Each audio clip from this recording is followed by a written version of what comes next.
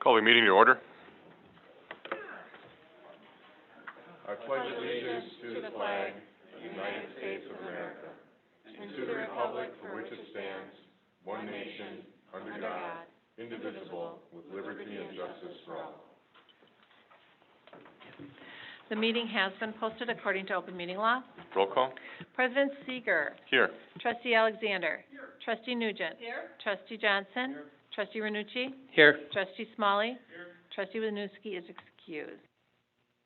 All right, just to remind everybody that when communicating, please do so through the microphone. We are broadcasting the meeting through YouTube, and it goes through our Zoom app to do so. So anybody participating or viewing the meeting outside of these walls will need to have the microphone on in order to hear us. With that being said, citizen participation per Village Resolution 2017-01, anyone wishing to address the village board during citizen participation will be allowed 5 minutes. Your subject can be anything, whether on the agenda or not. The village board should not engage in a discussion regarding comments because it was not part of a publicly noticed agenda. Upon conclusion of the citizen participation segment, members of the audience are not allowed further comment unless they are participating in public hearing or if specifically allowed by majority vote of the village board due to involvement in an agenda item. So, anybody that's here to speak about the assessments, you will definitely have time to do so during the public hearing. Anybody that would like to speak on anything else, you are more than welcome to speak on it during citizen participation as well. But if anybody would like to speak during citizen participation, please do so now. Can you come up to the mic stand and push the button for the mic?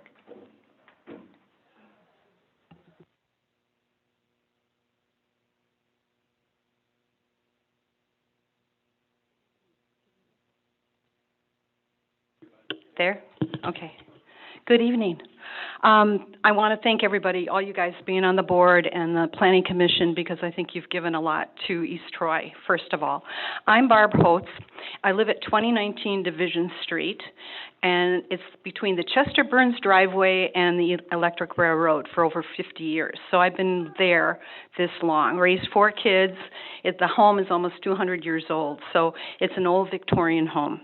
But I just wanted you to know that I understand the needs of the school. My kids grew up here. I understand the needs of the village as well and the growth that we need to do. But a 90-unit multifamily complex with parking, 90 units, say 2 cars apiece, that's 180 cars, 24/7 traffic, a flow and noise, will not, and according to the article I have, maintain a character of geographic area near the village square. The complex would have a negative effect on the charm and character of the older historical homes, such as mine, because that's a big complex. I understand that the Chester Burns property should be divided, and we knew it was coming, but with a much smaller imprint to our community. There are other places within the village, and I can see why you wanted to do development. I understand that, but at this point, and I understand the costs and everything, but at this point, it would be nice if you looked at some other property, maybe nearer or a little bit farther. I know there's some off of Beulah and things that you could expand on. Thank you. Thank you. Anybody else that would like to speak during citizen participation? Anybody else that would like to speak during citizen participation? If no, then I will close citizen participation and move on to consent agenda. One motion and a second will approve all the following items. Any item may be pulled from the list and voted on separately. Motion to approve consent agenda. Second. Any discussion? All those in favor? Aye. Opposed? Motion carries. On to ordinances and resolutions. Resolution 2021-19, final resolution levy special assessment for Church Street, Main Street, and Village Square. I will open the public hearing at this time. Tim, did you want to speak on anything to start off?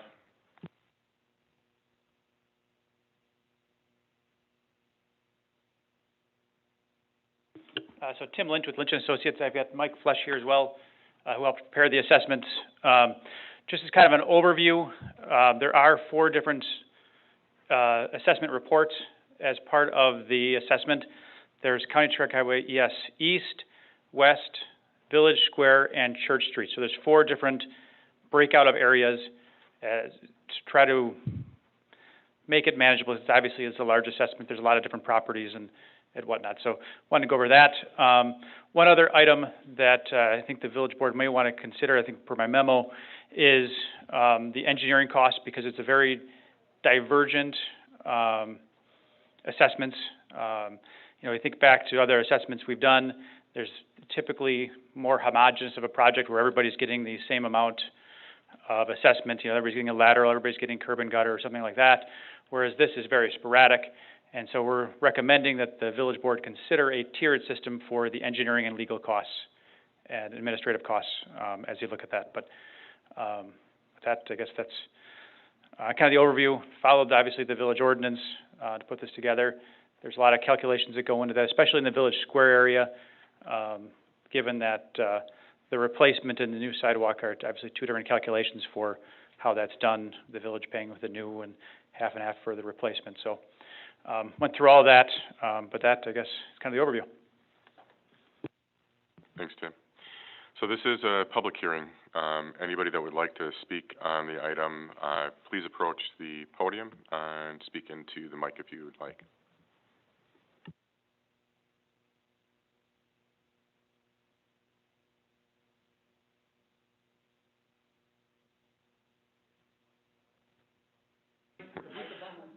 Yeah, just everybody that does speak at the mic, please state name and address. I'm Mike Zai. I own the property at 2056 Church Street, and I live at 1950 Fremont Street. And when this project started, I met early with Jason at my property to find out what it was going to cost me. And I had really good sidewalks. I had one bad square. And I knew I had to pay for curb and gutter. I knew I had a new sewer line out to the street that O'Leary's put in 10 years ago. And and I walked around the square to see what it needed, and I spoke in favor when you guys made your final decision at that meeting. So my particular problem is my sewer line, O'Leary's stopped 2 feet short of the main because they didn't want to disturb the main in view that it may be redone at sometimes, so they didn't want to disturb it. So I'm getting charged $3,500 for the fiberglass liner that they're putting in for 2 feet. And then now they're talking about raising the street is going to be higher, and they're afraid of ponding on the sidewalk. So now I'm paying for all the sidewalks to be replaced instead of just one square that was bad. And in addition to that, if they raise my sidewalks, just 2 years ago, McPherson's put in a new sidewalk from my sidewalk to my front porch for $1,500, and that's going to be torn up. So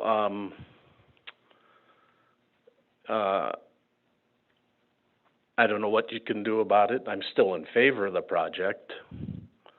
I think it's going to be a great addition to the community, but I just feel like I'm getting overcharged because of it. I met with Jason today. We went through it. I understand the situation, and I'm sure he wants to explain it again. Is he here tonight? There he is, yep. So I haven't had water problems with my sidewalks in the past, and I don't know if there's any other way to do this. And I don't want water problems on my sidewalks, and I'm sure you don't either. So maybe it's the only way to do it. So one more thing is I want to thank all of you for serving on the board. I know it's no picnic. Okay, thanks. Thanks, Mike. Anybody else who would like to speak? Tom Senft, talking in regards to the American Legion Hall. With the sidewalk that's going to be put in there, first of all, you're taking away our angle parking that we had there, which would accommodate about 5 cars, which doesn't seem like a lot, but we're all getting older, and if we can get closer to a spot, it's better. So that's kind of a cut deal. We know what's going on there. But when we did, I don't have the paperwork in front of me, when we got the assessment, nothing was included on that as far as a driveway approach. To the north, on the north side of the property, we've got an area where no curb or anything, so we just drive in on the grass. That's where we park the Boy Scout trailer, and we also do loading from the Legion Hall. So I would like to get a price on a firm price on what we're gonna be charged for an approach there, and we would like to have it on the books, so we're not totally locked out. Thank you. Thanks, Tom. Anybody else would like to speak?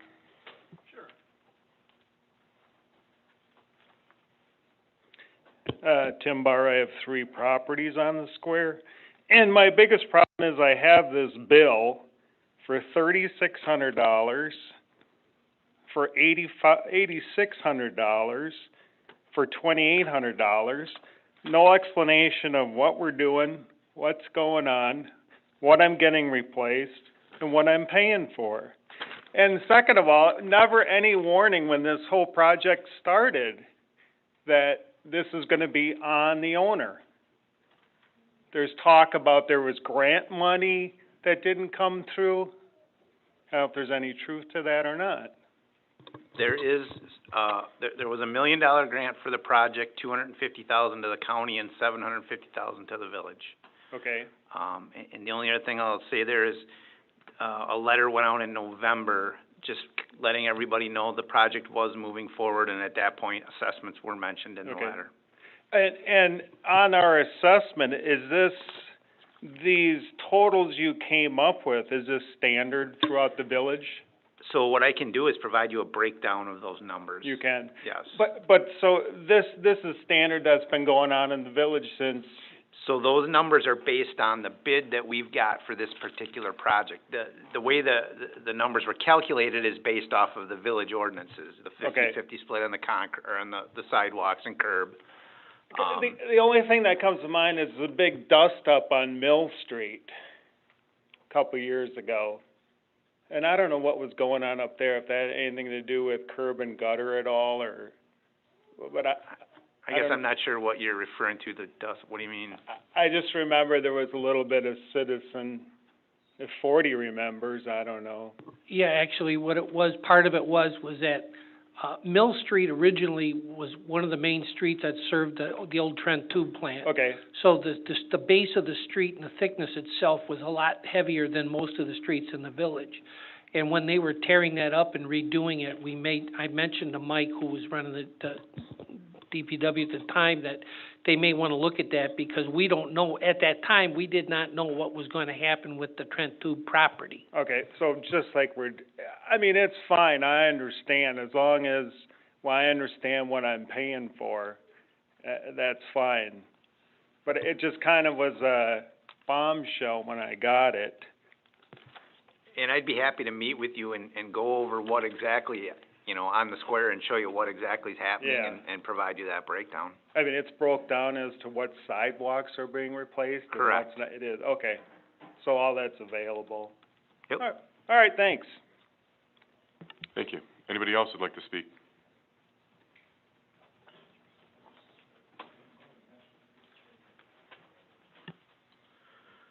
Henry Barnes, and I live on 2020 Division Street, but I have property on Church Street. But the property I have on Church Street, one is a storage garage, and the other is a unbuildable lot. So what am I going to do with that sewer?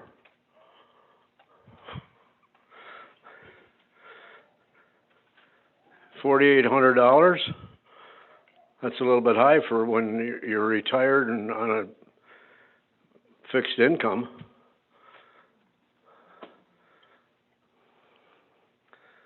Which lot is it that's the empty lot, that's unbuildable? I don't hear so good. So. No, which lot is it that's the empty lot that's unbuildable?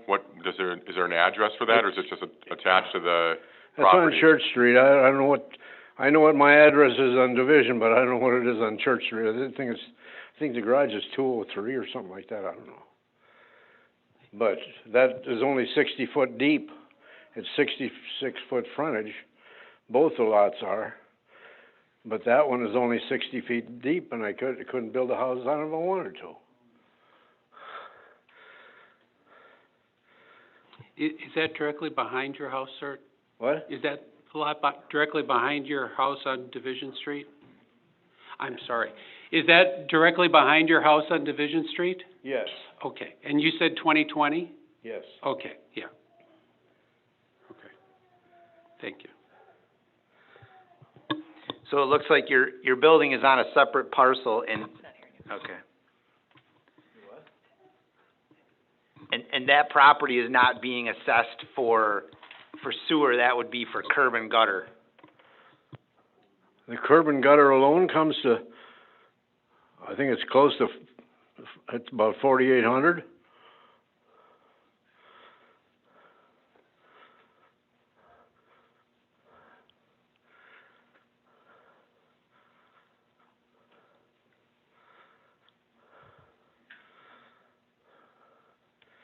I'm taking a look at your assessment.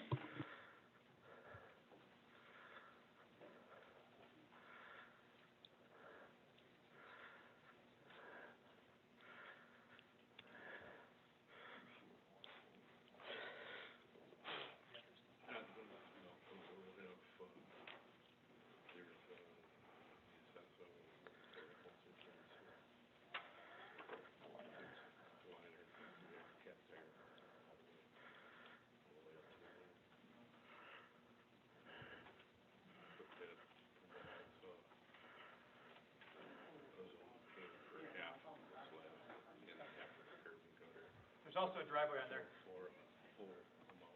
Tim, do you have the breakdown of that parcel? I do.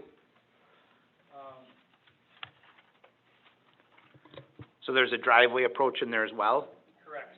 The driveway approach, as well as curb and gutter. How many lineal feet? It looks like a wider lot. It does 141 feet of curb.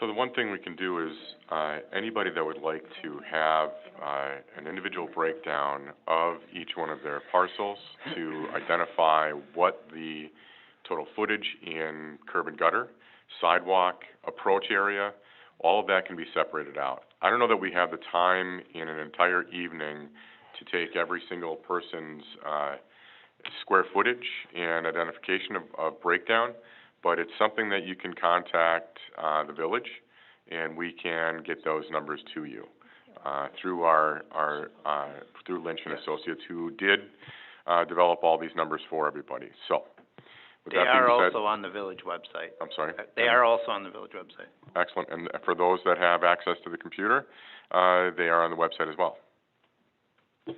Mike Kittleson, 2061 Church Street. I was shocked to get a bill of $6,800 in front of my house. I was really shocked. Been a part of this community since 1970. I don't have $6,800. You guys are going to give us a 10-month payment plan? That's a joke.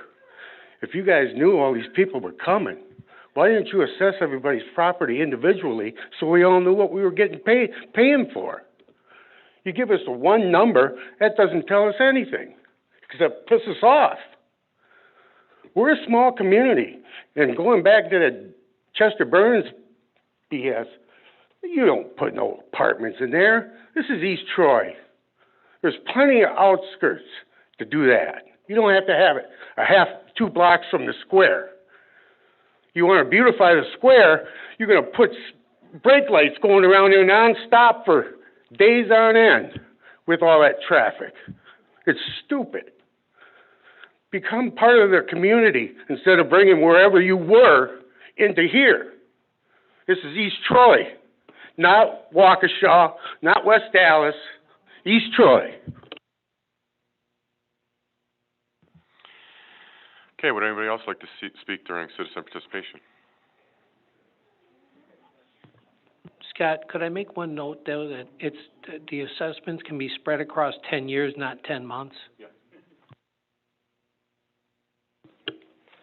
My name is Darren Paulette. I live on 2070 Church Street. I apologize for any ignorance on the topic. I recently purchased a property. Earlier this year, my main questions are on the special assessment itself. You had said when the letter came out in November that the project was moving forward. Is there any specific date when it was voted on that this project was set to take place, that it was going to happen? So in spring, so this is a unique project that we've partnered with the county. So actually, the county awarded the bid, but the village board did have to authorize the county to accept the bid. I don't know that specific date. It was in spring. I want to say March sometime. We can find that out for you, but I don't know it off the top of my head. That's okay. So with the letter out and the meeting that had happened in November, though the project was moving forward, and it was a for sure thing in November. I'm just trying to get my facts straight, trying to level everything out, because nothing was, and it was a bit of a shock when 6 months after I moved into the property, I got the letter that I owe $8,000 for the curb, the gutter, and sewer and whatnot. But so, from my understanding, the meeting that was held April 15th was just saying, hey, this is what's going to happen to the community, the city, as what's going on. It pretty much is, and then the letters went out in November, right? There was a letter that went out in November. At that point, the village board had budgeted appropriately, and the county was moving forward, so the project was going to move forward. It hadn't been bid yet. That didn't occur till spring, but, you know, we were moving forward with the project, and it was more of a heads up that construction's coming. There will be assessments, you know, related to the construction. Okay, so related to your real estate question, yes. So there was a special assessment on the property as of November? There was information that there was going to be a special assessment on the property as of November, yes. Okay, thank you.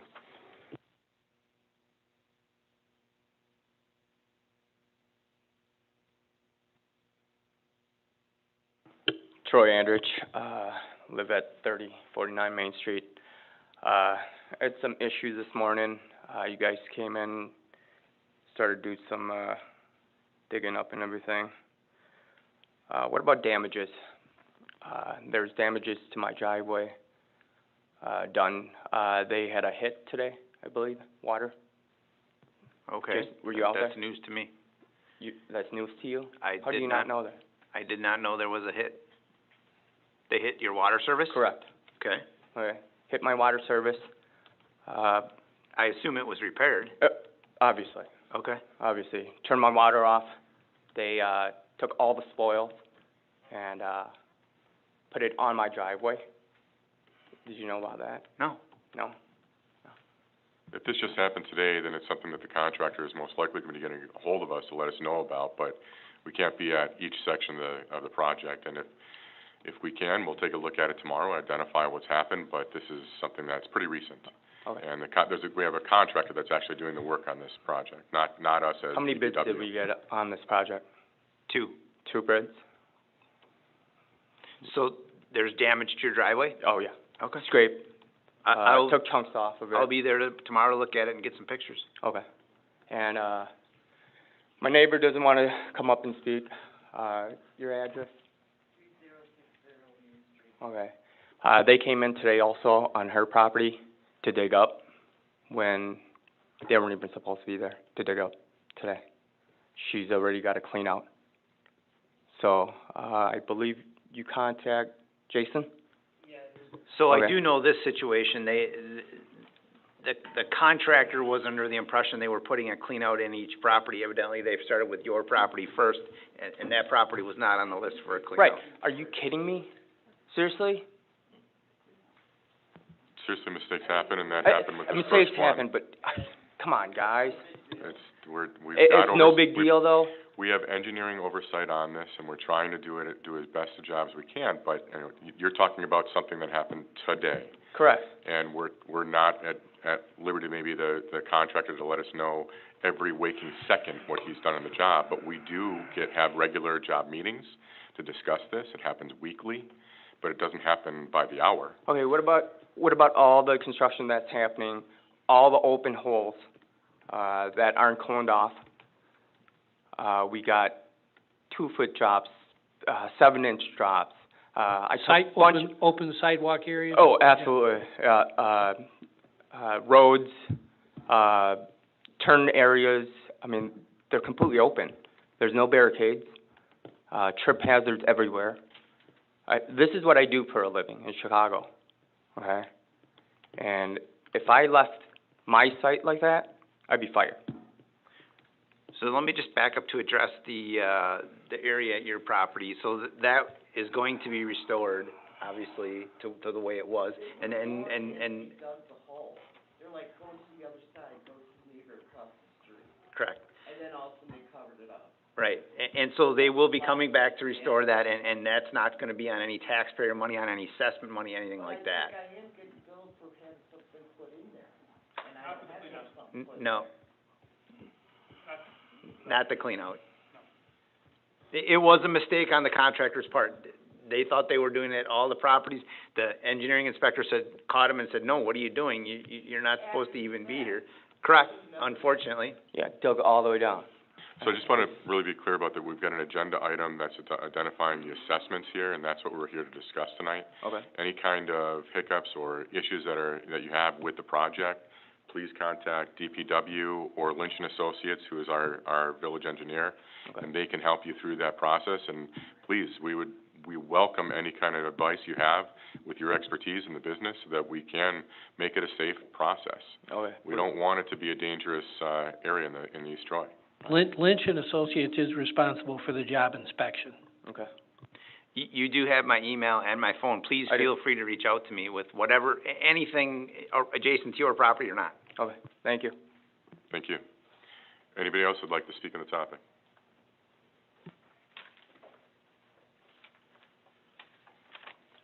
Gene Rosemarinowski, 2966 Main Street. First of all, it's like Tim was talking about, and the rest of you guys, you get a piece of paper, and it says $6,357.40. Great. No breakdown. I said, what the heck is with this? So I called the village, and then they thought, oh, they can give me a breakdown. So then I got a breakdown. Looks like this. There's like 6 different numbers on here, and I can see that I have to pay for sidewalk replacement, but this engineering and legal per parcel, $1,000. Well, a couple of, I see there's a big fat number here for engineering, and I thought a bunch of this money was going to be given to us by the county, like 50% of this project. Is that correct? How much was the county giving us percentage-wise? Or anybody else? It's $750,000 of the project. The project's over $3 million, so. That's all in with the county costs as well. Okay, is there anybody else giving us, what's that $1 million I heard you talk about? What was that? Grant? That was a grant, correct, that we're partnering with the county on. They're taking $250 and we're getting $750. That's okay. All right, so it just seems that, well, anyhow, that engineering project, all this work is being done. We're going to have a new road, and everybody in the village is going to get to use Main Street. So why do the people living on the property have to pay for that whole bill? I think the village should budget it and be paying for some of these engineering fees, not charging me $1,000 for, and the rest of us over here all got that same number. That's ridiculous. The number told me the total that they have for legal and engineering was $137,655. That's on the website. Divided by 133 properties. There you go, Gene. You get a bill, $1,035. That's ridiculous. And I also think the lateral that they're putting in, $170 a foot. I had gotten the impression they're going to put laterals in and it'll cost you a couple $1,000. Well, this is a couple thousand twice. So my bill comes out to $4,250 for the laterals. I can see how it costs them that much to put that in. And then there's a fee of $595 for clean out. Does that mean when they gotta get to that old pipe there, clean it all out first, and then put a PVC pipe in? So I thought they were just gonna jam a PVC pipe in there. the clean out is a pipe that's at the surface that allows you to clean out blockages in the future that's out in your front lawn. That's what the clean out is. And the clean out helps the contractor install the liner. Okay, so they're not cleaning out my line then? They are, yeah, they absolutely are. That's part of the lining process. They have to go in, they have to get it completely clean, and then they have to televise it to look at it. Mm-hmm. Well, it just still seems to me, $170 per foot. Somebody's making some pretty good money, it seems to me. And I think the village ought to be picking up a piece of the action on this engineering thing for sure. Not giving it to us, putting it all on our doorstep. If I'd have known that this stuff was gonna cost this much money, I'd have been in here making all kinds of noise to get this thing not approved. My road don't need to be fixed that bad. All this stuff we're doing, say, forget it. I didn't need this bill. Thank you. Thank you. Anybody else would like to speak on the topic?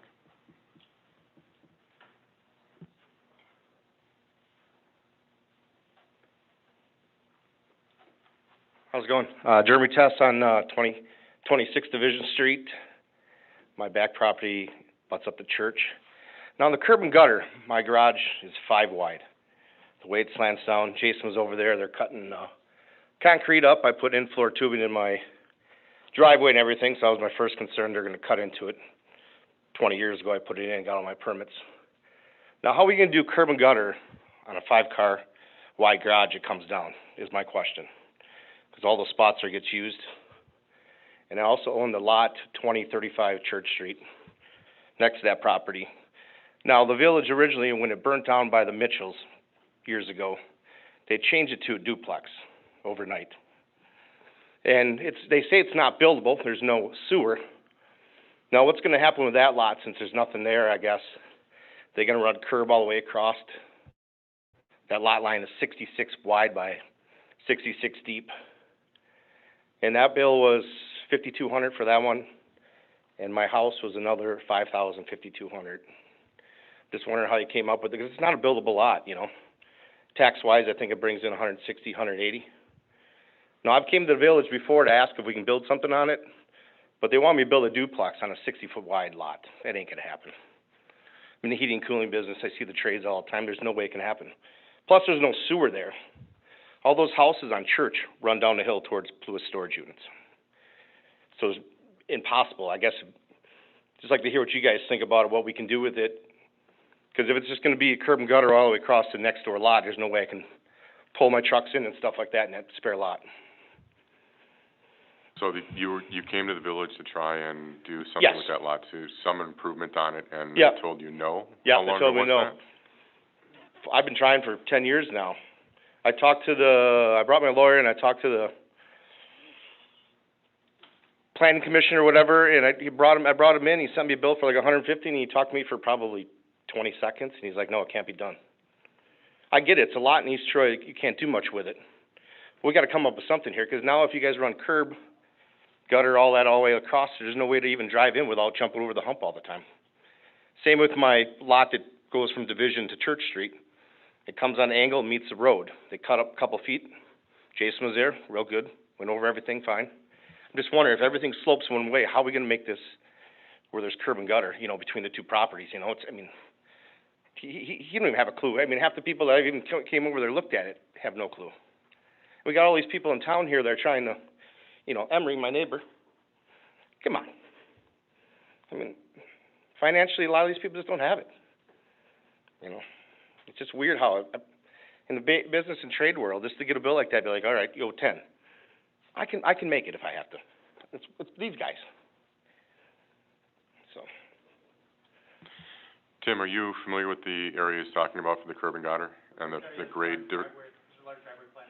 Correct. Okay. I have a lot next to that, Tim. I didn't hear what Tim said, I'm sorry. There's a large driveway there, so it'll be mounted to a curb to be able to drive up where. Oh, you're talking about the 5-car wide? You got it right. Okay. Now, it's all driveway, so it's like, you almost can't put a curb there, or, you know. I understand, but I guess, Tim, Okay. We're also asking about that other lot. That was the old, Mitchell's Plumbing Shop His back in the plumbing day. shop.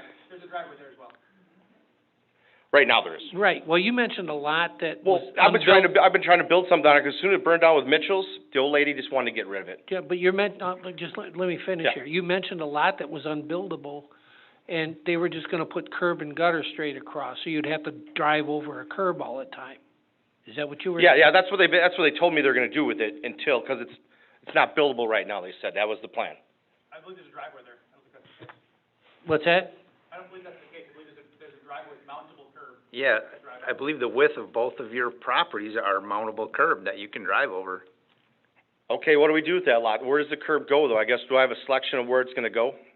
Can I have one or two driveways going into that? So when they're talking about a mountable curb, they're talking about something like, some of the modern subdivisions where it's not such a sharp 90-degree type of thing, but more of a rolling curb. For sure, that's what I have right now. It's, Yeah. you know, kinda, Yeah. you know. I guess my question, I'm just trying to plan ahead. But I'm planning ahead right now for that other lot. I guess do I have the... So if you'd like to do something different, we can certainly talk about that at this point because, no concrete's been poured. That, and right now it's one large driveway, so we have the big. Yeah, but if I'm getting charged for call it curb, there's no curb going in there in that other lot that's a 5-car garage. How do you come up, I guess my question is, where do you come up with those numbers then? Out of the bid. So the project, so the curb is coming through there regardless. It's just, if you want some full head curb through out there to make some driveway approaches, then we can certainly do that.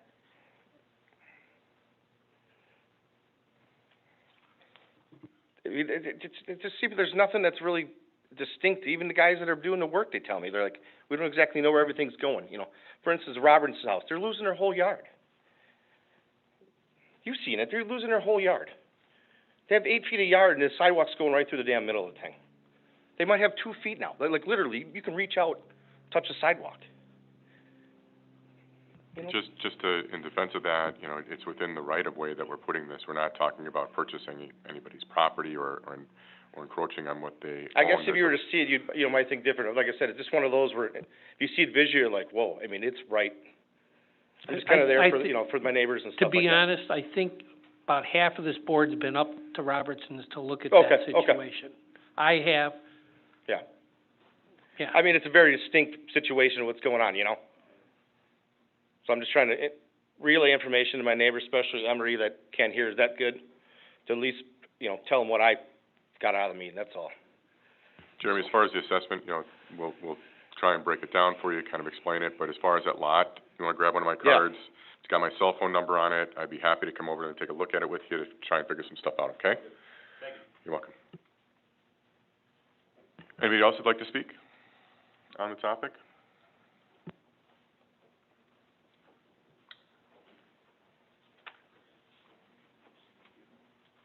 Hello, I'm Andrew Hankey from 3015 Main Street, and I'm just here to ask the board to, like most of my neighbors saying, do not pass this resolution. It's no mystery to us that the water mains on Main Street support the entire village, or at least most of it. There is no reason for a few of us to pay for the entirety of the project. That you are taking our private money for an absolutely public good, and it is absolutely wrong and should not be considered. Thank you. Thank you. Anybody else that would like to speak on the topic?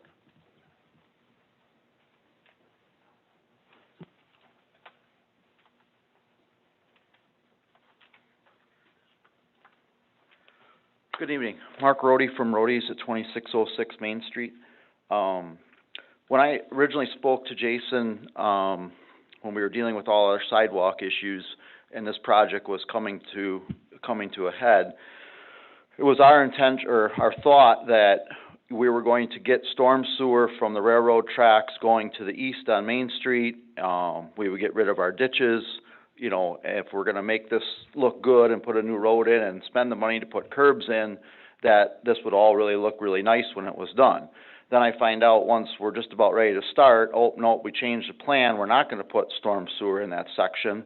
We're just gonna put spillways, dump it in the ditches, leave the ditches, which all those ditches have been graded already, and it doesn't seem as though, to me, when we get a heavy rain, that anything is draining the way it should. It all looks the same way, where it all just lays there, nothing ever makes it to the east where it's supposed to go. Obviously, this assessment is an issue. I know that you have a resolution to pass or a decision to make on this, and I don't know if that involves just payment terms or if it involves the possibility of lightening the load a little bit.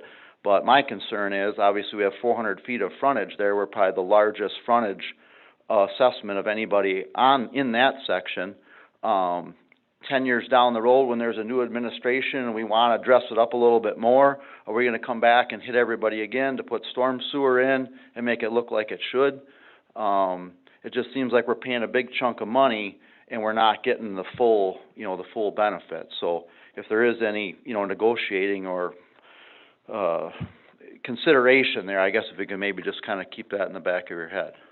I think that the number was, if I remember right, almost 4 times the amount that to put that sewer in. So it just wasn't something that this village could afford to do at that time. And this was the next best solution behind it. If there are grading issues with those with those gutter areas, we definitely can talk to our engineers about making sure that that's improved. Okay. But this is a project that has been probably needed to be done 15, 20 years ago. And the county came to us and identified that they wanted to do these improvements in the road.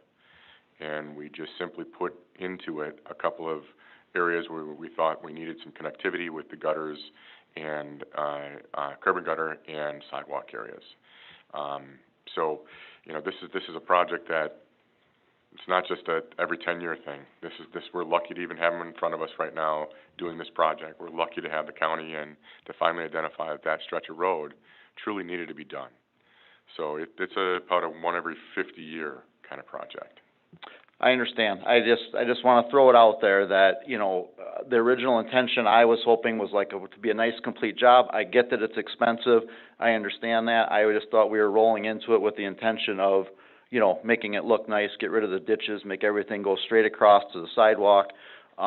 It seems like a lot of money to spend to get kind of half the job is kind of where I'm coming from. But other than that, that's all I have. Thank you.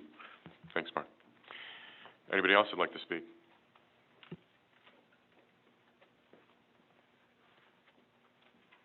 Hi, my name is Carrie Schrader. I live at 2977 Main Street. I guess my question that I have is, who's overseeing the quality of the project? Because I have this, we have 2 areas on our front street, on Main Street, that are curb with the ramps, but the one that they put that's going over across Beulah Street is literally almost 6 inches larger than the existing sidewalk. And I just don't understand that, and just aesthetically, I thought it was a little strange. So it's a combination of our engineer, Lynch and Associates, and the county that are oversight on the project quality. We'll look at that. However, that's the county's engineer that's reviewing that area. Okay. We'll look at that for you. So you're saying the walk is wider? Yes. Okay. And then my other question is, did I hear correctly, just clarification, that although the paperwork says 10 months with an interest rate, you can actually have 10 years depending on the payment? Or did I mishear that? It's 10 It years. is 10 years. It's not 10 months, it's 10 years. Well, what if you sell your house in a year? Do you have to pay all of that in order to sell your house? Yeah. So then it is all at one time. Right. Because I was planning on selling my house because all of it. Now I got $6,800 on the mortgage. Thanks. Okay, thank you. Thank you. And East Troy Brewery. And I guess we had a assessment for over $14,000, so that was quite a shock for us as well. And I'm just wondering, I guess I didn't think that the village special assessed for taking out good sidewalks. So that's something that I'm kind of questioning.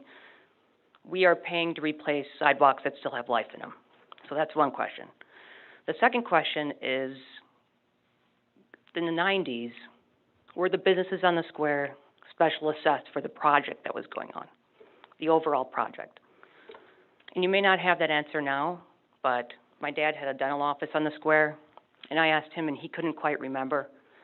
But that's, you know, an interesting concept, because we're part of the bigger plan of the, you know, the whole redoing of the square. So that means that we're paying for sidewalk that's perfectly good, that we wouldn't be replacing. So those are the points I wanted to make. I understand. And I'm not sure when the ordinance was passed to special assess for these projects. It may have been within that time frame of the 1990s when that originally was redone. We'd have to look back at the records on that, though.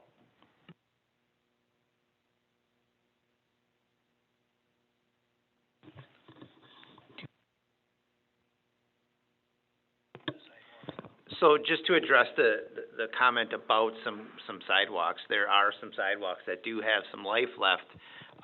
But as we look at this project as a whole, we're removing the walk from the front of the building, and the curb is moving. So to get the right pitches and cross slopes, you almost need to encompass all the concrete and remove it all for the final, you know, for the final product to get it right. One more thing, how did you divvy up the $750,000 grant? $750,000 grant? Yeah, for the project. It, Did it come off the top, or? I don't believe a decision has been made on that yet. It hasn't been. So the assessments are based off of village ordinances, and these are the things that the village ordinances say that we can assess for.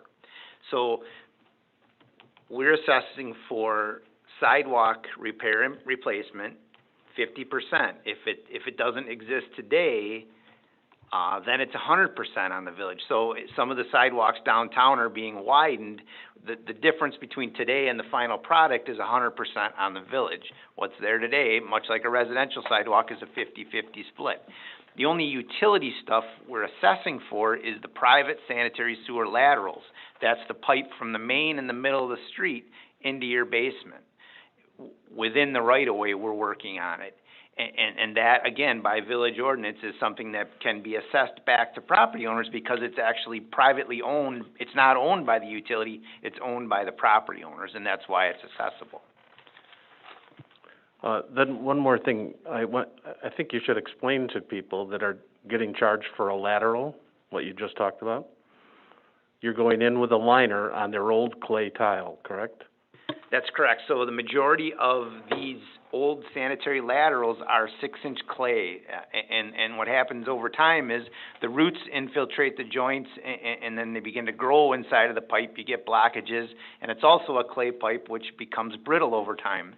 So the lining process, what they're doing is they're going in through the main in the street in a manhole, and they're putting like a sock material in there. They superheat it, and it melts inside and creates a pipe inside of a pipe, which is structural, and then it also seals it up.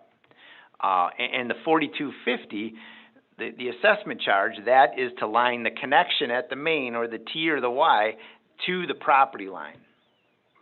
So what that does is it ensures that you'll never have a problem within the right-of-way, and you won't have to excavate the road. I will tell you, if you have to excavate, we got a price today for one sanitary lateral that can't be lined. It was a $21,000 bid to go from the main to the sidewalk, basically. Now, I don't think that that's a very good bid, and we're obviously going to get different bids, but there is a cost savings by going at it this way. And one more benefit to the village is that it prevents groundwater infiltration that you have to treat, and you're saving money there, right? That is correct. Okay. Just to answer the other question, Mike, about the $750,000, the special assessment is toward, exactly what it is, the special assessment toward the properties themselves. There's an increased value that happens when these gutter and curb and gutter and sidewalk areas are installed. There's a increased value for that lateral that's installed, and those items do not qualify for that $750,000. That's going directly toward a benefit to the individual properties, and that's why and how those numbers come about, because your property essentially gains value by these improvements that have been done through the process. That's where that special assessment number comes from. No, none of the $750,000 will go toward that. It'll be going toward the roadway project. Where you're wrong on that is the whole project,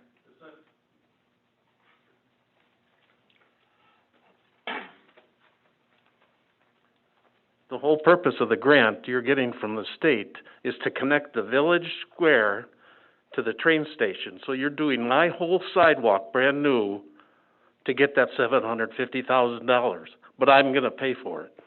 Well, no, the village is paying for a sidewalk that doesn't exist. We're paying 100%. Any sidewalks that... But I'm paying for my new sidewalk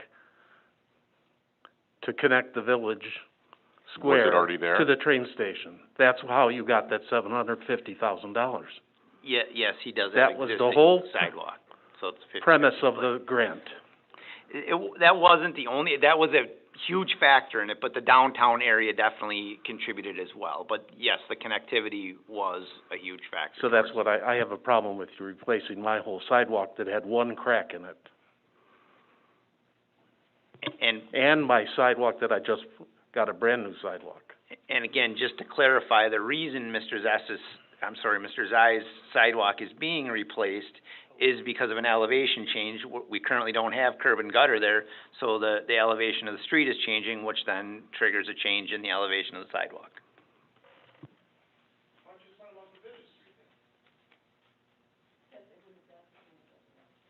Why didn't the county pay for that lateral that's between the sidewalk and the road? Because that's privately owned by the property owner. I thought from sidewalk to your house is what you own. On the sanitary sewer lateral, you own from your house all the way out to the middle of the road. On the water side, you own from the sidewalk into the house, and the utility owns from the sidewalk to the street. But the sanitary lateral is yours all the way out to the middle of the street.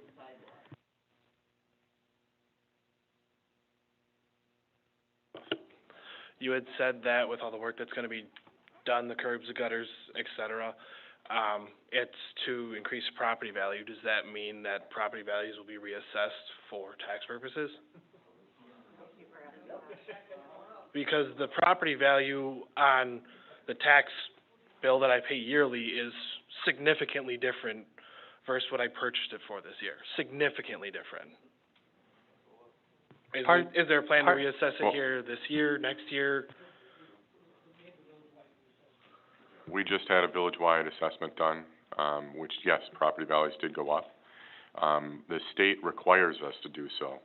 We were at 80%, and they come to us and tell us, you have to have another assessment. And we get to choose the process with that and how it's done. And if we don't do it, then the state comes in and says, well, we'll do it for you. And they do it on their own terms and their own fees for doing so. We can absorb some of those fees via DPW and administration versus the state just simply charges us for it all. So it would have been a much bigger burden on the community if we would have allowed for the state to simply take over what they were mandating that we had to do. So now our special assessments have brought us back to a near 100% value in our village. I'm sorry, the valuation, not the special assessments, yeah. So what you're saying is our property values are assessed based upon this finished project? No, that was simply a market update. So what the assessors do is they look at the market value of the properties. When we look at the assessment ratio, the state assigns the village an equalized, or what we refer to as a full market value. So when the state does that, our assessments are staying the same until we have a reevaluation. So when the market's good, like it currently is, and properties are selling higher, we get further and further away from 100%. So we were at an 80-some% assessment ratio, and we have so many years to get back in compliance, as President Seeger said. So, no, the assessments are not based on this new project, because it's always looking back at the values of January 1st. Sorry. what is the 80%, 100% assessment? So basically what that means is when you do a reevaluation, the goal is to get as close to 100% of what the state considers our equalized or fair market value. So that's when we go through that reevaluation process, then we'll be at or very near 100%. What everybody's home or property would be valued at is what they're looking at. Okay, so essentially these new property values will be assessed come the year 2021. It's slightly off topic, I understand, but these will come 2021 as far as new taxes, what will be owed on the property based on the current assessment that was just done, from my understanding. So along with the bill that everybody's getting, our taxes will be going up as well.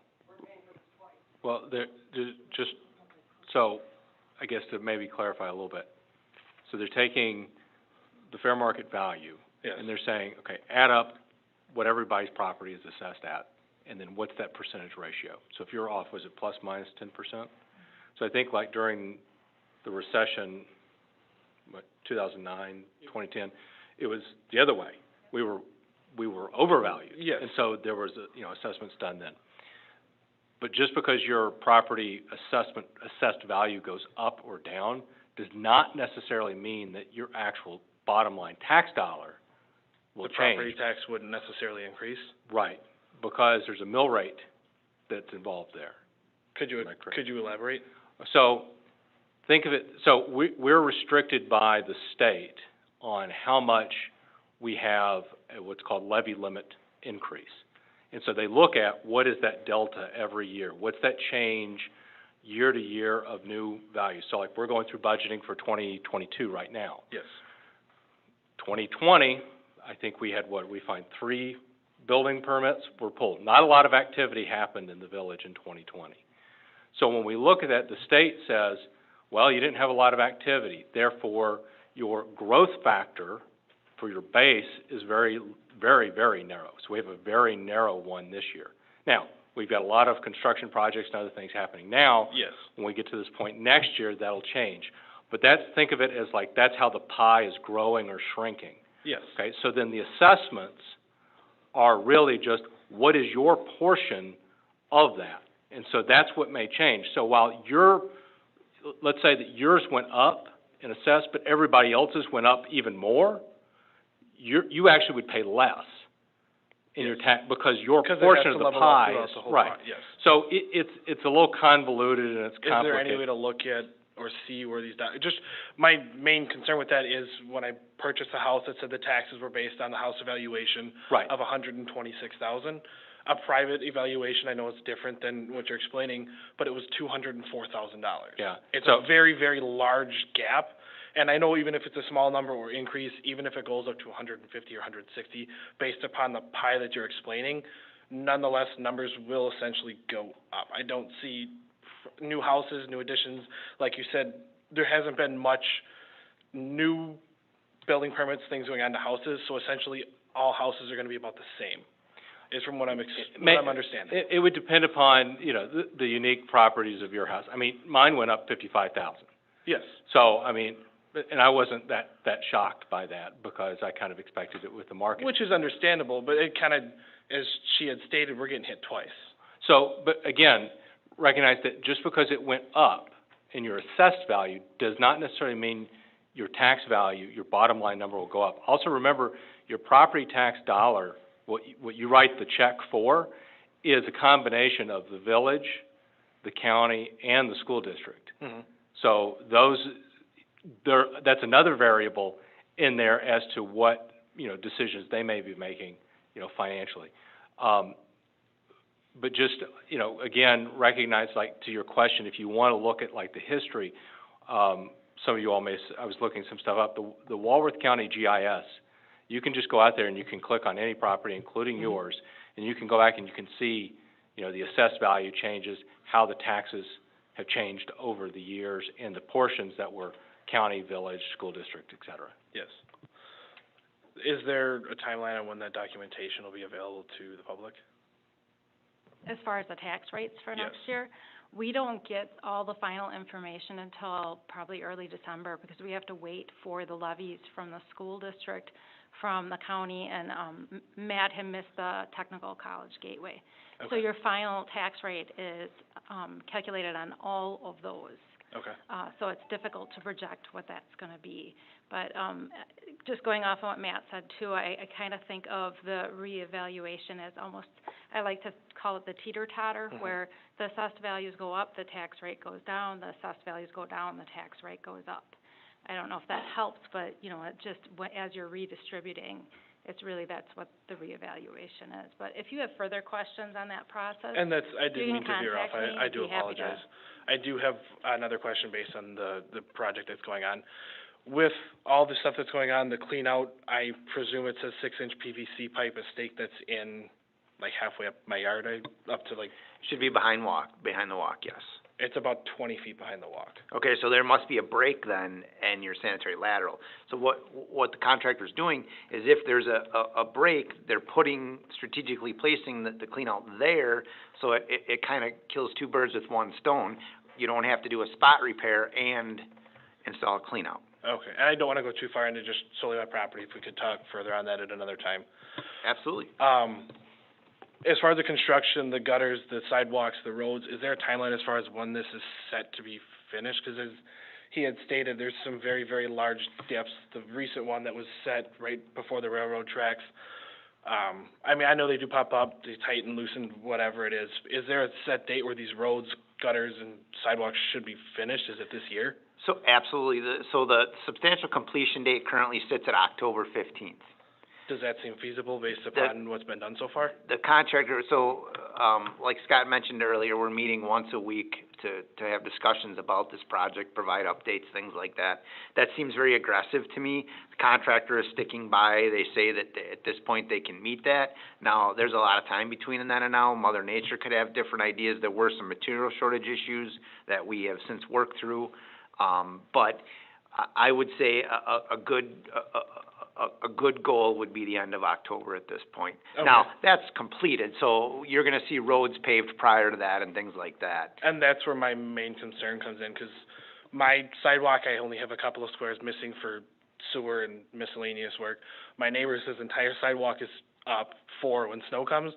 When plows come, I mean, all the rocks and debris gets just pushed up and pushed onto my property. If gets to that point, is there anything that can be looked at, updated as far as where the project is, to see if we have to do something to essentially a yard so it doesn't get destroyed by all of the rock and debris?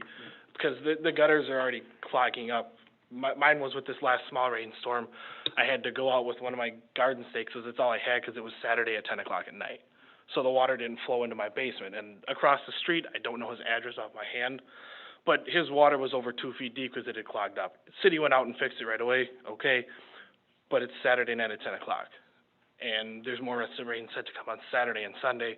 I was able to get a small bubble to come so it didn't flow in. What do I do in that scenario? Because it's still, I mean, it's, the pitch of the road is going, so the gutter is filling up with all of the debris. And what's making that situation worse, unfortunately, right now, is there's material in each inlet to block the solids from going in there, so they're getting plugged much quicker, or, you know, than they normally would, because that erosion mat is catching all the solids. Is there anything to do as a happy medium? Because it's not very high that it has to get on my portion of the road to go into my basement. The only thing we can do is keep on top of cleaning out the inlet. That's really the answer, is to keep water flowing through that inlet. And, you know, give us a call anytime. We can certainly worry about that. But like you said, on a Saturday night, that's gonna be challenging, and you're probably gonna have to do what you did last time. And I'm unable to lift that crate up and fix it. If it's stuck and I can't get it, what do I do? Am I just essentially watch the water come in? If you've got flooding and after hours, no matter when it is, you can contact the police department, and the police department can get a hold of us to, you know, to deal with the So call the police situation. department and they can figure something out? They can contact us. Okay, because it was quite severe across the street. It didn't get to that point because the rainstorm wasn't very hard, but nonetheless, it was both sides of the street and that particular area. And I can't speak for other areas on the street, but I can tell based upon driving up and down after a rainstorm, just about every gutter has standing water by it. It's definitely part of the construction that is challenging when we get a heavy rain like we got the other night. And like you had said with roads going in October, is there anything else to look into? I know it's not exactly something that's ideal, but if it's something that's on every gutter to look into to possibly an alternative to this mesh, because everything is getting caught in it. And Tim, I don't know, you have any thoughts on that, but it's... Yeah, I know they cleaned it out last week, and so we'll stay on to make sure it's kept cleaning out. Can you give me your address again, though? 2070 Church Street. Got it. They may have to look at it more than once a week, Tim. Yep. Just because it's been raining so much and so heavily lately. So, thank you. Thank you. So we are still in a public hearing. Anybody else want to speak? Just one little short thing here. You, Scott, said the $750,000 couldn't be used for improvements on your property because you own that. Well, I don't own any engineering improvements on my property. Engineer and legal fees, I think, can be taken out of that $750,000. There's a bill of $137,655 for engineering. I think we'd all like to see that engineering legal fee of $1,035 removed from our bills. Thank you. Anybody else would like to speak?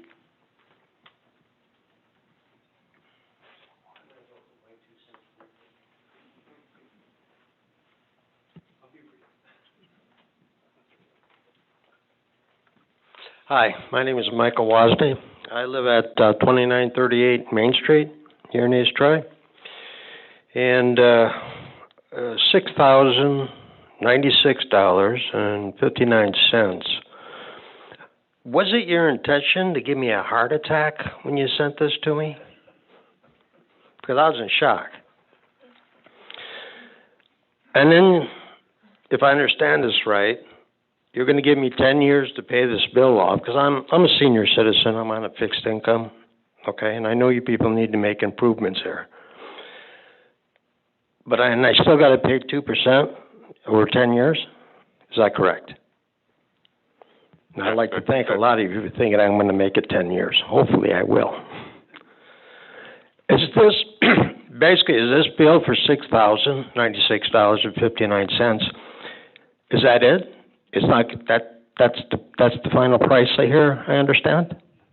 So that is the preliminary number, not based on final quantities. There will be a final number after everything is done. You know, for instance, if they had to take another foot of curb in front of your house or another square sidewalk, that could change. So that means this could go up then? Could go up or it could go down. The village cannot increase the assessment without holding another public hearing, just so you're aware. So you will be notified if your assessment's going up. There will be another public hearing for anything that's increasing. So the only adjustments that would be legally be able to be made without holding another public hearing is decreasing the assessment. Okay, so if you're going to increase it, I get to come here again and put my 2 cents worth, correct? That is correct. All right, well, thank you very much. Like I said, I'm a senior citizen. This is a hefty sum for me. I'm not too sure how I'm going to be able to pay it off, so I'm a little concerned about how we're going to do this, okay? Thank you very much. Thank you.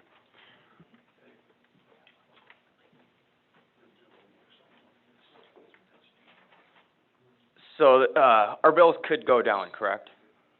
And our bills can go up. Which bill? Yeah. So what about damages? Like my apron on my property is mint. Okay, there was no assessment on it.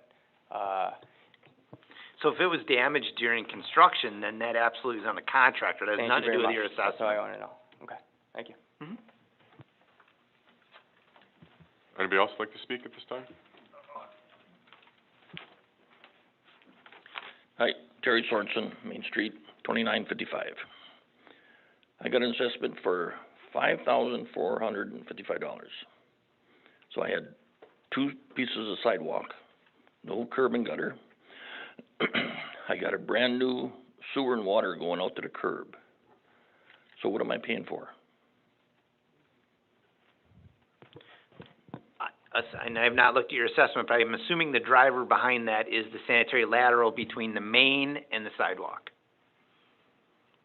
So, again, they've televised each sanitary line going from the main towards your property, and so what I'm assuming there is that section within the right-of-way between the middle of the road and the sidewalk is still clay, Okay, or a portion of that is clay. and that's gonna cost me over $4,000. The bid price for 0 to 25 feet was $4,250, correct? Correct. Okay. And then if you add the clean out in, I don't know if they needed one for your property, that's another $595. No, we didn't have a clean out. Okay. Yeah. I guess our question is why, because we have the newer sewer, why are we paying the same amount as somebody? Because it must not be new all the way out to the sewer main, No, from the curb out to the main, it's not. and that would be why, so that's what you're paying. When I worked at Mann Brothers, we put it in, and they stopped at the curb because they didn't wanna tear up the road. So at this point, that's the weak point in your sanitary lateral, because it's still 6-inch clay, and that's where if it fails, it's going to get quite costly. So what would it cost if I didn't have new sewer and water? So again, we're only going to the property line or in the area of the sidewalk, so you're talking about the few feet between curb and walk as being the difference. The way we had it done, the way it was bid, there was a 10-foot, 0 to 10-foot price, 0 to 25-foot price, and 25-foot being the $4,250, and then after that, there's another foot price out to, to the point you need to get to the right-of-way line, which was a substantially less amount. Because all of their costs were up front in the cleaning and televising, all those things that I mentioned, they have to do to prepare to put that liner in. So the liner is gonna cost me over $4,000. I have a question that I'm not really sure. It makes a difference. Where is the sewer located in the street? Is it right in the center? Correct. Okay. So that's from the center to the curb is? The center line of the road.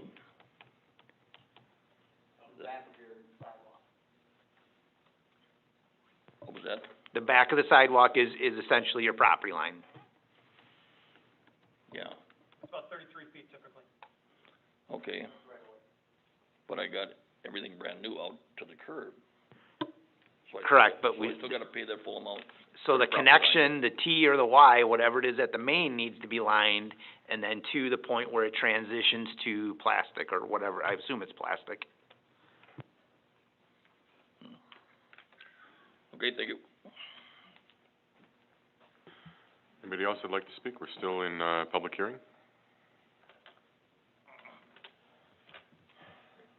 Anybody else that would like to speak at this time?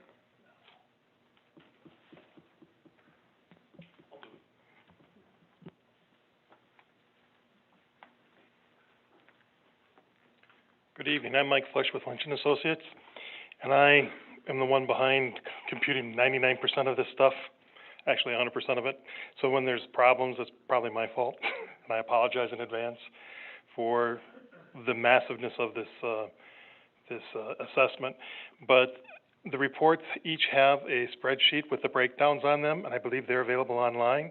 And there's 4 different reports based on the areas. There's one for the west of the square, east of the square area, and then Church Street north of the square. So you can each look at those. We did find today another mistake, unfortunately, that was not caught prior to getting into the report. It's for 2097 Division Street for the East Troy LLC. I missed putting in their 6-inch sidewalk along Main Street there. In fact, it's the gas station. So at the corner of Main and Division. And they have a substantial amount, it's 579 square feet for an $1,880, so their new total assessment goes up to be $11,768. Just want to let you know that so it can go on the record so that we wouldn't need to hold a special hearing for them because of that error. I apologize for the error. I've looked at that spreadsheet for hours trying to make sure that they're right. And I have to assume that the assessment that I have a copy of here have been are available to people. Mhm. But is that particular property owner gonna be notified of that change? Indeed. I, did call the property owner today. I did unfortunately get voicemail, but I left a message for the property owner. And I do wanna clarify that when I say assessments can't increase, it is based on the assessment reports in the packet. They should match your notices, but I would encourage you to check. We can either, share them at our office if you don't have internet, or check them out on the internet, 'cause that's when the village board does approve it, that's what they're approving as the assessment, what's in those reports. And that's why it was critical that I brought that up tonight. Mhm. I apologize for the error, but I'm glad we caught it at this point. That's all I had for you tonight. Thank you. Thank you. Anybody else would like to speak?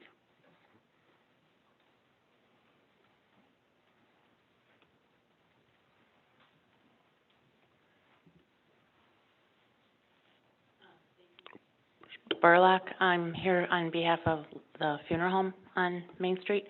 And speaking of the errors, we believe that we're being assessed for something we're not getting. And we have tried to call and ask about it. Our laterals are on Division, not on Main Street. And our laterals were redone. On Beulah. Correct. Beulah, I'm sorry, yeah, Beulah. We are looking into that. Okay. Yep. That was my only question. Thank you. Anybody else would like to speak? Anyone else that would like to speak? We're still in a public hearing right now. One more time, anybody that would like to speak during the public hearing? Okay, I'll close the public hearing.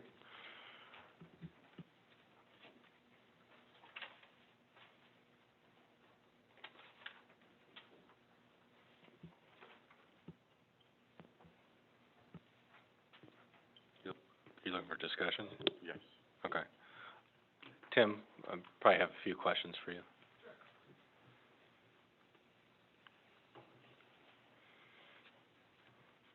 Come on down. Come on down.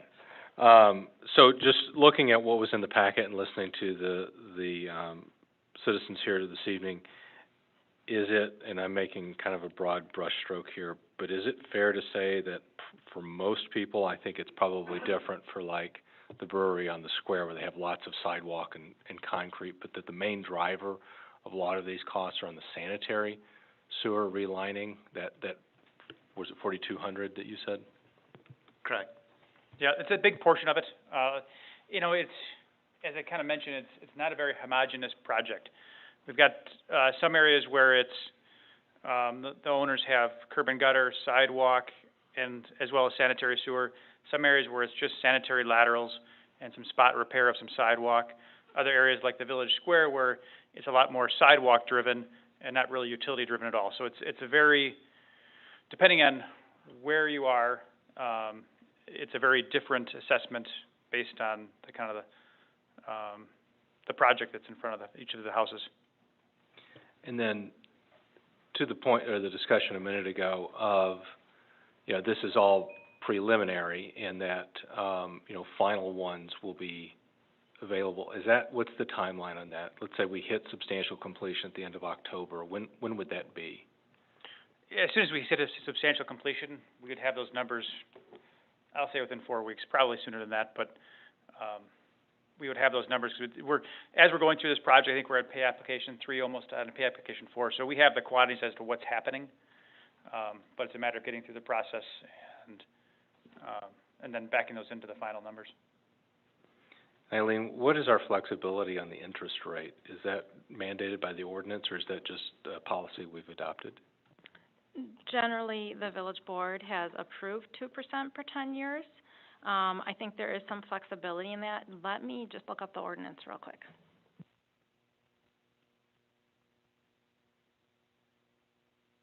And then, Tim, can you maybe, while Eileen's looking that up, speak a little bit more to your memo to address some of the concerns and kind of what you were kind of laying out as different options around some of the engineering and legal? Yeah, so, some of the properties have very substantial work being done. You think about a lot of the sidewalk, the sewer laterals, and there's a lot of engineering work that would naturally go into that. There's other properties where there's less than $500 worth of construction work being done. The way we preliminarily divided the engineering costs, though, was the way we've always done it, the village always done it, is just take it and divide by the number of properties. Now, I would say that we also, from the engineering costs, we divided out the total work versus the assessed work. So there's a percentage of the engineering costs that are part of the assessment, not the entire engineering.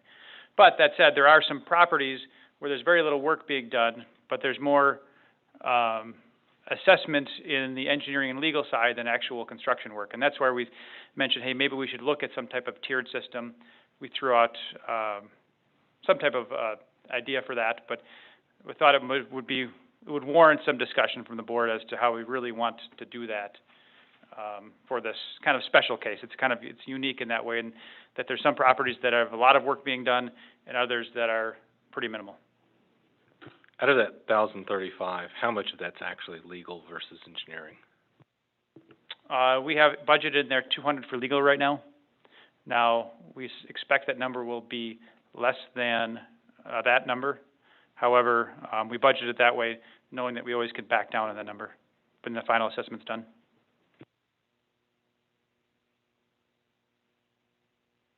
In answer to your question, you do have flexibility in the interest rate. That was proposed because that's what's been approved with the last several projects, but it just simply states that you may make an annual interest charge not to exceed 10%.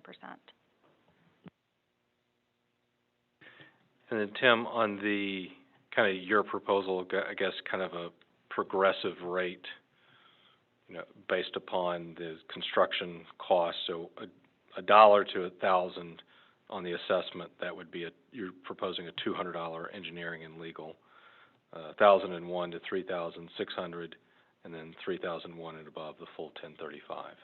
Is that? That's what we threw out as kind of just to have any discussion as kind of an option for kind of something we think that would be relatively equitable, but we're obviously open to any thoughts and discussion on that. So I'm going to ask something that will sound like a proposal, but at the risk of creating an even more convoluted spreadsheet for your team. I want to avoid that, not intentionally trying to introduce error here. I get there's some art rather than science, but back to my original question of, we do have a number of properties where there's probably not really a lot of engineering, but they've got this, $4,200, $4,500, whatever the variation is on the number of feet, and that's totally, sanitary sewer lining. There's really not a lot of engineering that I would assume behind that. So I'm not trying to go through, how do you balance that? I get that that's difficult, but when I look at the cutoff here of the 3,000, sure, I think a lot of people are going to get thrown into that are still going to go, well, I don't have a lot of engineering behind that. Sure, that's fair, and that's where we can look at different tiering. We could even look at different categories like that, although I get worried about this spreadsheet being on the complex side already. That said, there's something we could certainly look at with some direction. I kind of feel like the engineering is complicating a lot of this. Discussion points that were made by some of the individuals that, engineering is something they don't want to pay for. I understand that comment. But it's just like trying to build a home. You can't design it, and you have to design it before you can build it. But I think it's a valid discussion to have about maybe identifying that some of the dollars for engineering come out of the 750, if that's possible. I don't know if it's something we can divide out. I don't know.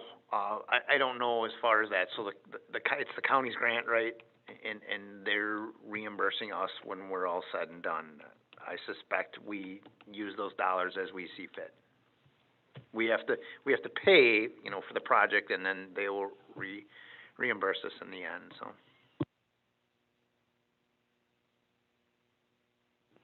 So what's your total? You get your 1,035 across everybody. Across how many parcels here? 120? 120.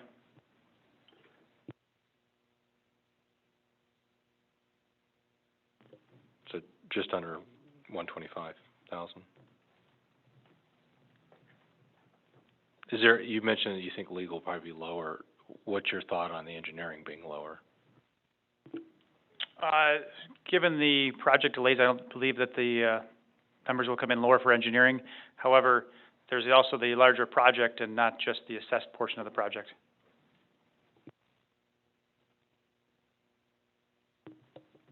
So that 125 represents how much of your total engineering and legal?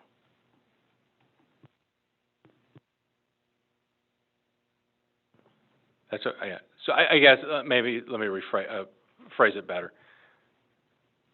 You have X amount for engineering and legal. How did you determine that 125,000 of it is assignable to the assessed portions? Because obviously you're doing engineering on some of the road work too. That's not anything we're assessing, or as you said, the overall plan. So how did you determine that 125,000 of your total number was applicable? I'll take that. The village improvements are about 2.1 million. Oh, I'll talk a little louder too. The village improvements are about 2.1 million. And of that, the assessed improvements are roughly 411,600 and some small change, which means the village percentage would be 19.4. So I took 19.4% of the engineering costs for just the assessables costs to come up with, oh, I didn't write that one down. It's on a different sheet. I don't know if about 125. Yep, about 125. So you were taking the total construction costs, and what percentage of the total construction costs are that were accessible, right? Accessible, and so that you did the same ratio. Right. So it was a percentage. I can see Matt's point though, as far as, your point as far as, you know, one property having a little bit of work done, but they're paying the same amount of engineering as another lot that had a lot of work done.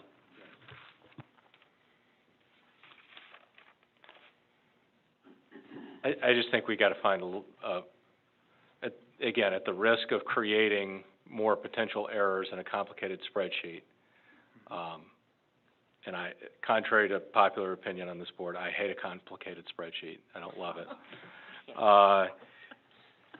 I think we got to find a way to draw that line, to at least work out so that the sanitary sewer piece, I think, because just flipping through this again, not looking at every property or everybody who's come up to speak, I think that's a big percentage cost.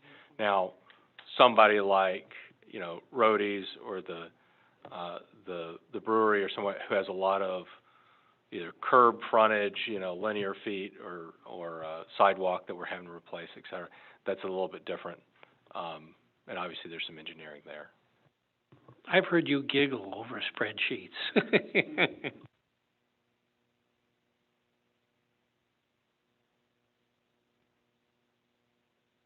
So I guess my discussion point would be whether we could, just out of the special assessment area, remove the engineering from those bills, and have it, assessed on the actual value of what materials and labor are put into that project, and keep the engineering fully in the hand of the village. I think that's a review of the ordinance and the village board decision, I would say. Yeah, I think that we're gonna have to look at that and, project funding as well. Is the key word going to come down between may and shall? In some of our ordinances, it says we shall do it, meaning that we don't really have much of a choice.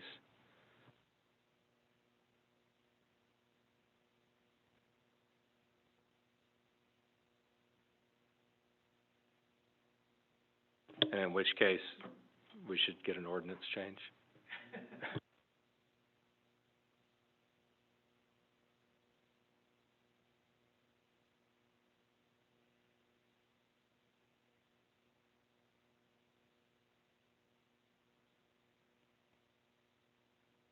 I think that's what it is. I think that we're going to have to do a little bit of investigation on what we can do with this engineering, which would substantially adjust the numbers here we're talking about. So I would make a motion to table this until our next meeting. I'll second that. Any other discussion? I just, so the people in the audience understand and that we're going to bring this back because we're tabling it That's what tabling to means. make, I understand, but so that, because there may be changes to the assessments. Yes. Okay. Which would occur at another public hearing. No, it is not. We've had enough, delays with, materials, and we will continue with this project as is, and just simply come back with, possibly modified numbers, or just, some more information to identify how we agree on this, resolution. Procedurally, I just want to clarify, I don't think you will have to have another public hearing if we're looking at adjusting figures down. So if we're looking at removing engineering costs, you do not have to have another public hearing on the matter. We can if you choose to, but we need to make sure we allow enough time to publish the correct notices and all of those other things that we have to do procedurally for a public hearing. It's normally 2 weeks, Eileen? 3 weeks. I don't know off the top of my head what it was for this one. It's different for different public hearings, so I'd have to look. I'm not sure. But if the adjustments are simply a reallocation of engineering fees and it is lowering assessments, I will check with the attorney tomorrow, but I don't think we need to have another public hearing to do that. And that, the reason I'm cautioning is we're saying we're tabling it till our next meeting, which, right now is slated to be September 20th. But I'll need to know that, if you are okay with not having a public hearing again, if we're adjusting things down, so we know about the timing of when we can have that considered. I mean, we still have citizen participation. Should anybody see updated numbers that they still have an issue with, they can come and we would That is correct. All right, any other discussion? All those in favor? Aye. Opposed? Motion carries. All right, closed session. I'll make a motion to adjourn to closed session pursuant to Wisconsin Statute 1985 1E. To consider employment, promotion, compensation, or performance evaluation data of any public employee over which the governmental body has jurisdiction or exercise responsibility, department head evaluation, director of public works. Second.